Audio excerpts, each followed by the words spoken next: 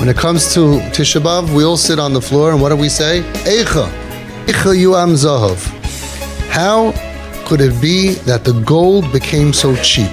EICHAH, how could it be yuam became cheap zahav, the gold? Yishne hakesem atoiv, that the most valuable gold lost its value. Tishtapechna avnei kodesh b'roish kol chutzos. The precious stones are hanging out like bums at the head of the street corners. What does it mean? Tishtapechna, it's falling out. Tishtapechna avnei kodesh, the precious stones. What precious stones? Says Rashi, avnei kodesh is bonim hameirim kavonim toivos. It's referring to our children that once came home with beautiful marks and Talmud HaShavua and Talmud HaChodesh, our children that once shined like sparkling precious gems. And now, the precious stones are hanging out like bums at the head of the street corners.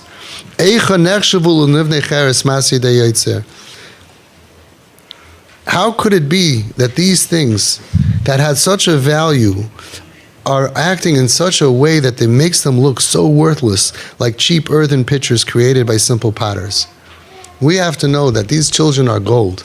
And we also have to know that if they're not at home, it's our fault. Our TP kids are home. Our TP kids are not strewn about to be left on their own, as we heard tonight, so many testimonies. It's up to us to decide if they have a home, where they're comfortable, or they're homeless. And when they're homeless, they're going to be tishtapechna avnei kodesh b'roish kol chutzos. We have to open our homes. We have to know how to treat them according to the Torah, according to the Derech HaTorah, according to the Chazon Ish. Yinosu l'mashcham ba'avosos ahava v'lo l'tchosim chalila, not to reject them, God forbid. And according to the Baal Shem Tov, according to all the other gedolim that we have.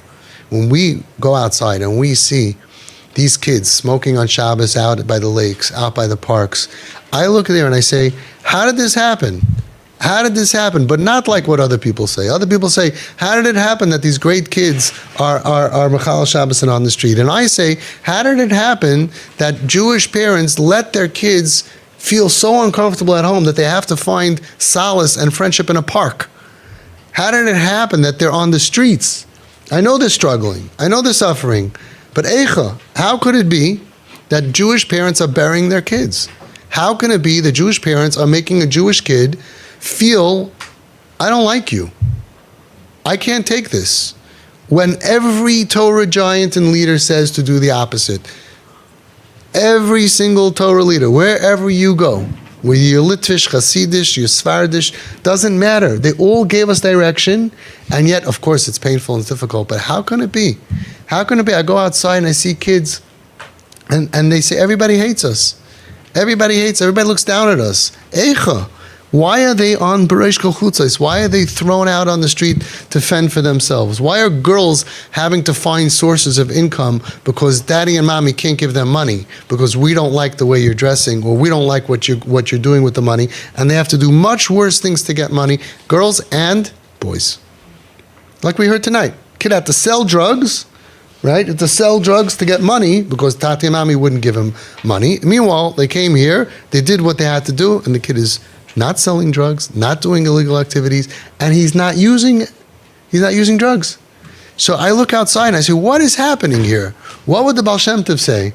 What would the Rebbe say? What would any Rosh Hashiva say if he walked outside and he would gather all these kids on the street and say, why aren't you home? Oh, my father clutches his heart every time he sees me. Right? My mother cries by the lecht, like I'm Hitler. And meanwhile, these are Nebuch, imshilded kids. These kids we all know are hurt. And when they're smart and they're sweet, and if you just makarev them and you're not judgmental, you draw them into your life and into your home. That's the EICHAH that I say. EICHAH tishtapechna avnei kodesh. What are they doing by the parks? What are they doing by the lakes? Because they don't feel comfortable at home. If you look outside in Borough Park or wherever these places are, you'll see hundreds of kids. And then you'll see a few TP kids there, and then they go home like 9 o'clock, 10 o'clock. They're not out because they don't need to be. The guides on the street, the mentors on the street tell me. Immediately we could tell if a kid has parents by you or not. The kids who have TP parents, they feel loved and warmth at home. They don't have to stay out. Maybe they'll go out if it's comfortable. If not, they go home. The ones who don't, they don't want to go home. They're going to get a beating. Hatzalah and Shomrim are called, I don't want to exaggerate, once a day, 7 times a week for sure, of domestic violence between parents fighting with their kids. My friend is the head of Shomrim in Flatbush. They have 20 members that are trained for domestic violence, of parents, of any kind of domestic violence. And I asked him, how many do you have? He has several calls just in Flatbush, a week of parents physical fighting with the kids physically fighting with the parents. I asked him, did you ever get a call from one of my parents? No. You won't find any Hatzalah or Shomer member that's going to say that TP parents who are listening, or semi-listening even, that their kids that they need Hatzalah and Shomer because of domestic violence. So I look around and I'm like, what? You have so many kids by the lake? You have so many kids by the park? Where are we? If we went there, not to march out and sing against them, if we went there and did what our tzaddikim would do, they would all melt. There's 1,000 of them, there's 100,000 of us. People say, let's go out with Harbor Shlufa. Those days are gone. We don't kill anybody anymore. Go out with your hugs. Take your friends and go out with your kids and go out with your friends and go out and be makar of them. And they love it. Thank God. They want our acceptance, like she said tonight. They want our acceptance. If they didn't want us for real, I would have no medicine. They're dying for us to come. They're going to look at you, what? And they're going to see through your eyes, they're going to see your heart. If your heart is emes Torah heart, that doesn't judge them, doesn't look down at them, has compassion for them, has mercy for them, they're going to be so happy to see you. And these are the mentors, like what you people are here. So many mentors on the street, that you have that compassionate heart. How did Moshe Rabbeinu become a leader? Not because he was very smart. Bayar b'sivleisam. He saw what was going on. Rashi brings down a medrash. What does it say? Nasan einoi v'liboi liyos meitzar aleim. He gave his heart over, his eyes and his heart, to care about them. How do you go home Friday night and just have your meal and close the door and go to sleep when there are Avnei Kodesh that are strewn about as if they feel that nobody cares about them? And then, chas v'shalom, there's a suicide. Oy! How many suicides are there? Almost one a day. Oy, so terrible. Are we going to say, Yodeinu lo yishafchu? Could we say that we're not responsible? We need an egla rufa. If we all went and did what the Baal Shem Tov taught us to do, what the Chazan, it doesn't matter where you're from. And we did what we're supposed to do in this dar, swamp them with caring people, bring them food, bring them love, show them we accept you. Oh, I'm scared. We've come up with new Torah, new age Torah. Look at authentic Torah. I'm putting together a book. I have over 5,000 divrei Torah and stories of authentic gedolim on how to deal with this. And yet it happens, and parents and everybody freak out and zero, like as if it never happened before. We have no idea. Yeah, we have a messiah of how to deal with this problem. And love is not a dirty 4-letter American word. It's throughout. It's throughout. Only with love, and without judgment, and with supplying and supporting, and however you want to do it, get it done. Because that's really the Tisha B'Av that I have. So how do we have kids that grew up in our community and think the community hates them, and think that they're worthless? How did we let that happen to our kids?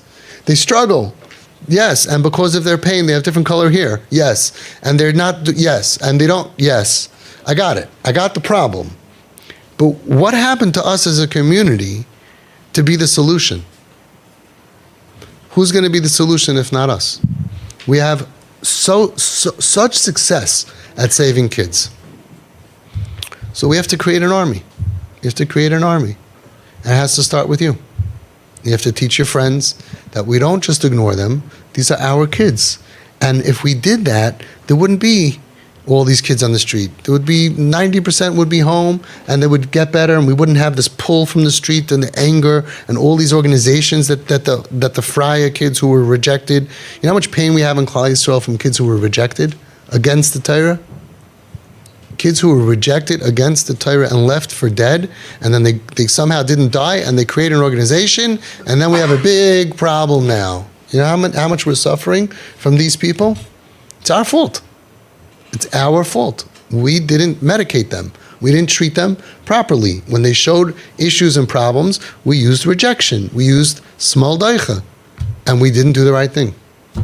And that's al zeh ani bachia. For me, that's Tisha B'Av. All the kids that are dead, Rachmana litzlan, from suicide, from overdose, hundreds a year.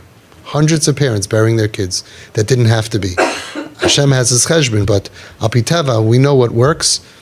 Didn't need to be. Didn't need to be. Very, very sad. Just there was a suicide last week, and the parents, I accepted them to the group like a while back. They never came.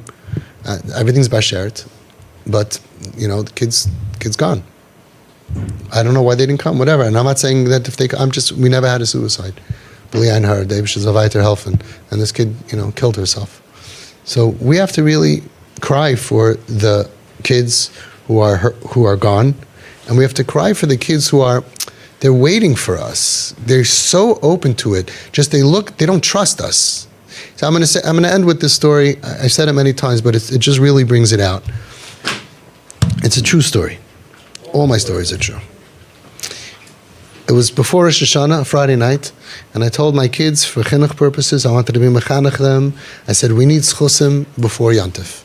We need schusim before Rosh Hashanah. Who could say, Mi yoymer zachisi libi taharti michatasi?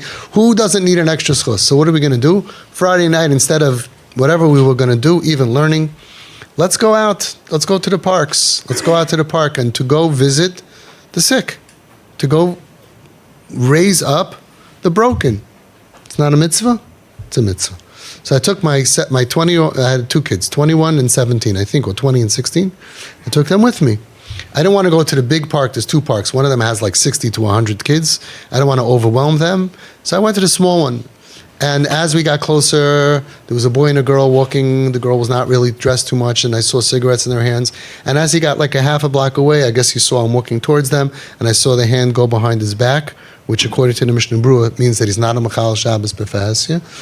It says a rabbi or something. That I'm not. Alachas kama v'kama. He's even, they're not. And as they passed, I walked past them, I said, Good Shabbos. They said, Good Shabbos. Went to the park. There were about 20 kids there, about 10 boys, about 10 girls. And they were smoking and doing drugs and hutzkaning around. And I sat down next to a boy. I sat down at a table, a little round table, on the outdoor concrete tables. What do you want to play? Alexa, stop. And I had my two boys over here, and I sat down next to this kid. He looked like 14, 15 years old, wild blonde hair, eyes were red. Looked like he was drunk, high, I don't know what. And I just started, hi, how you doing? What's your name? Where do you live? I live here. Schmoozing, a couple of minutes. And another kid saw this guy's talking to some strangers. His friend is talking. He came over, and he came over before, mamish, like 5-10 minutes. They were all by me. Well, all the boys. Actually, the girls weren't, but the boys were. I had three guys behind me. One kid, this is such a nice-looking boy, 17-year-old, cute boy, looked like one of my kids. And he just got out of jail because his parents threw him out of the house. And when he broke into his house to get money or a passport or license, whatever, they called the police. They threw him in jail. Okay, nabuch. And I just wanted to adopt all of them. I call them puppies. Sweetest kids, like so misunderstood, And they're tapech navnei kodesh. They're b'rosh kachutzos. They're strewn about like as if they're worthless. So I'm sitting next to this kid. I'm schmoozing with all these guys. A couple of minutes goes by. And he goes to me, he turns to me, he says to me, wait a second, why are you being so nice to us? Everybody hates us. That was the statement. Their impression is that everybody, the whole community, hates them. Who gave them that impression? We did. Parents walking by with their kids and telling the kids don't look, walking around or whatever, as if they're worthless pieces of garbage. Lepers, mitzayraim, right? Rachmana litzlan. That's the impression that we gave them. So he tells me, wait a second, hang on. Why are you being nice to us? Everybody hates us. Now, I don't know why I did what I did. I have no idea. I turned to him, I took off my glasses, and I said, look in my eyes. I said, look in my eyes. What do you see? Look in my eyes.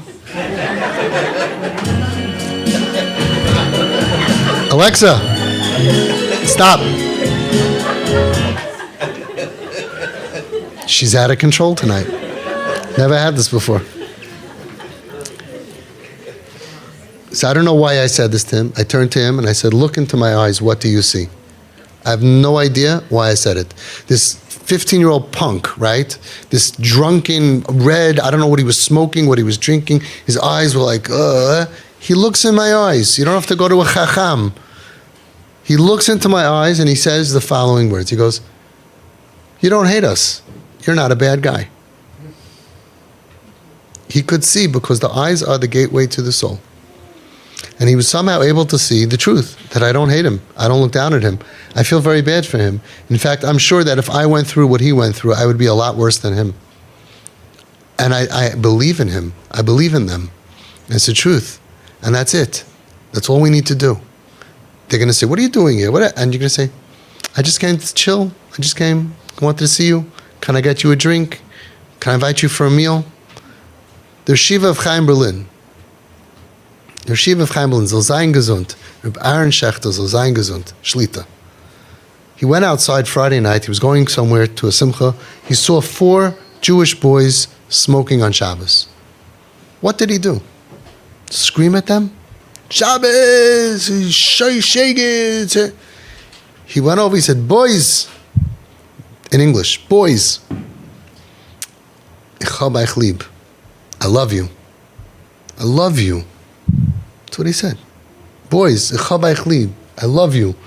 If there's ever anything I can do for you, don't hesitate to come to me. That Sunday, one of those 4 boys came knocking on the Rosh Hashiva's door. I want to get better. Can you help me?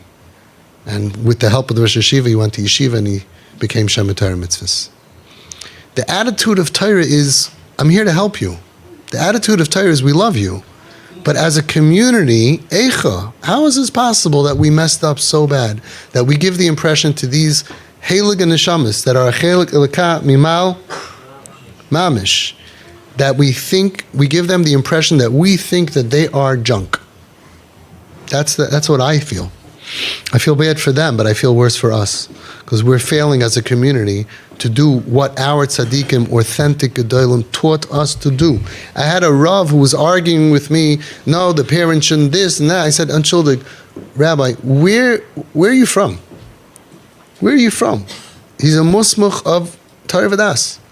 So I said, hold on. I sent him what Rav Pam Zatzal writes exactly what to do. His Rosh Hashiva. So here we have a Rav that's giving the opposite of advice for his Rosh Hashiva. I said, is that what it says? Can we do it together? We learned it together, right? It's 2 pages. It's not long. We're going to do it tomorrow in the training.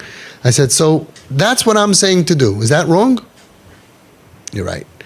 The problem is they don't even know the Maramakamis. They don't know the Sugya. We kind of got under a black cloud that we're like defensive. You know, like if I'm going to show him he's okay, why should he ever change? The Chazon Ish knew that. And he said, Yinasu l'mashcham ba'avoisos ahava, pull them in with ropes of love and don't reject them. The Baal Shem Tov knew that, and he said, Leho avoisem b'yois. Everybody knew that. It's the medicine. So we have to really, really cry.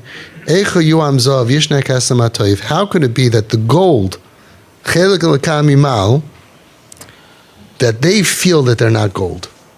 That we made them feel that they're not. I don't care if they struggle. They're still chelik l'kam imal. They're still gold. Who made this neshama feel worthless? Was it somebody in school? Was it an adult? Was it a father? Was it a mother? Was it a neighbor? Who called this nebuch? You hear adults off the derech, they say shiksa, goita. That's the way you talk to a chelik l'kam imal. That's not our belief system. That's not authentic Torah. Who made this struggling soul feel that we think you're worthless? I'm not saying they think it because of whatever and their struggles, but we should go ahead and we should be off the derech and make them feel that we look down at them, that we think they have no value. What happened to our chinuch? Al zeh ani b'chia.